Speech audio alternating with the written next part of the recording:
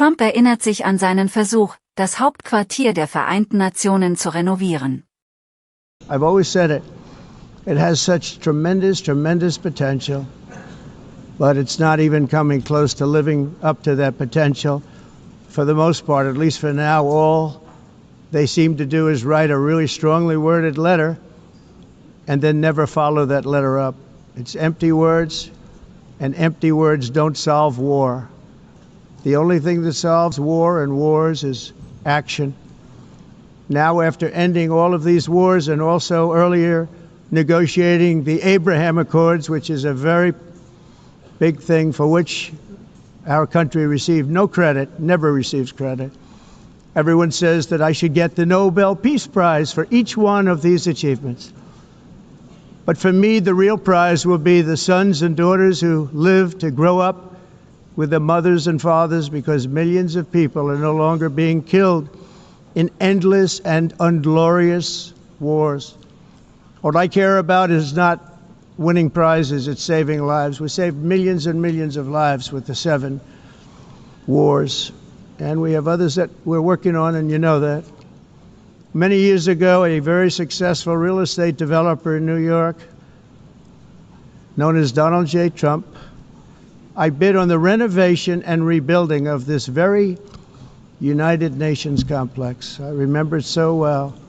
I said at the time that I would do it for $500 million, rebuilding everything. It would be beautiful. I used to talk about, I'm going to give you marble floors. They're going to give you terrazzo. I'm going to give you the best of everything. You're going to have mahogany walls. They're going to give you plastic. But they decided to go in another direction, which was much more expensive at the time, and which actually produced a far inferior product. And I realized that they did not know what they were doing when it came to construction, and that their building concepts were so wrong, and the product that they were proposing to build was so bad and so costly. It was going to cost them a fortune. And I said, and wait till you see the overruns. Well, I turned out to be right. They had massive cost overruns and spent between $2 and $4 billion on the building and did not even get the marble floors that I promised them. You walk on terrazzo. Do you notice that?